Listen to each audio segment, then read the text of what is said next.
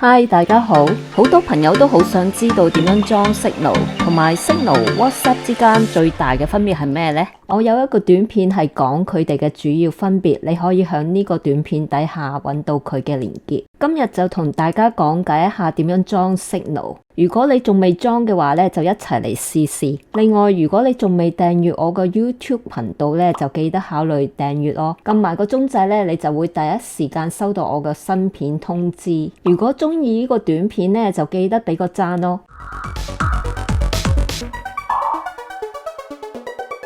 我會用一部 Samsung 嘅手機嚟做示範。首先打開 Play Store， 喺搜尋空格裏邊輸入 Signal Private Messenger， 揾到之後呢，就撳顯示佢個名嗰一行嚟打開佢，撳 Install 嚟下載同埋安裝個軟件。裝完之後呢，就撳 Open 嚟打開個 Signal 軟件，保障你嘅私隱。撳 Terms and Privacy Policy 嚟打開有關使用嘅條例同埋私隱權嘅政策，睇清楚有關嘅資料。如果你唔同意嘅話呢，就可以喺呢度停止安裝。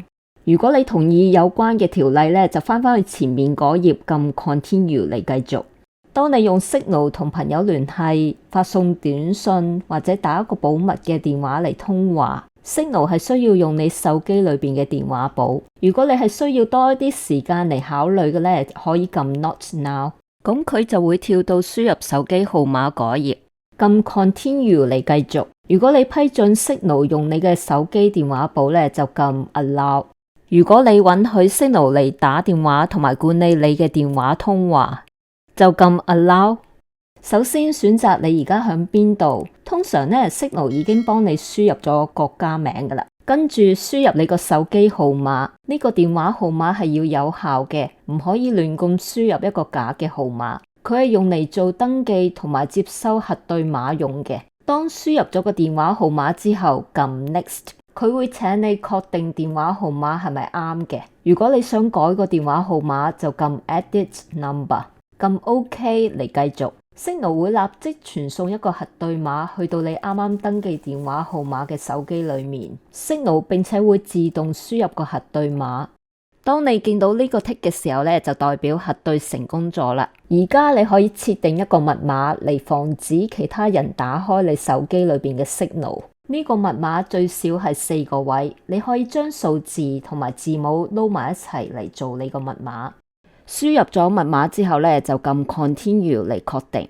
如果你想用數字同埋字母嚟做你嘅密碼呢，就撳 Enter Alphanumeric Pin。喺呢一頁你可以設立你自己基本個人嘅資料。呢個人像嘅位置呢，係可以顯示你嘅相啦，或者一張圖片。撳佢一下呢，就會顯示2種選擇。你可以撳 Take Photo 嚟批准 Signal 嚟幫你影相。你亦都可以撳 Choose from Gallery 嚟選擇一個檔案，跟住輸入你想響 Signal 裏邊用嘅名。OK， 大家先諗一下自己想用咩名，然後先再輸入。有關個人資料輸入咗之後呢，就撳 Next。恭喜你！當你睇到呢個畫面嘅時候呢，就代表你已經成功裝好咗 Signal 啦，而且你可以開始用佢噶啦。係咪好容易安裝呢？OK， 你想唔想試下裝 Signal？ 或者你已經裝咗 Signal， 都歡迎你響短片底下嘅意見欄裏邊同我分享你嘅心得或者其他嘅意見。Thank you for watching. See you next time. Bye。多謝收睇，下次再見。Bye。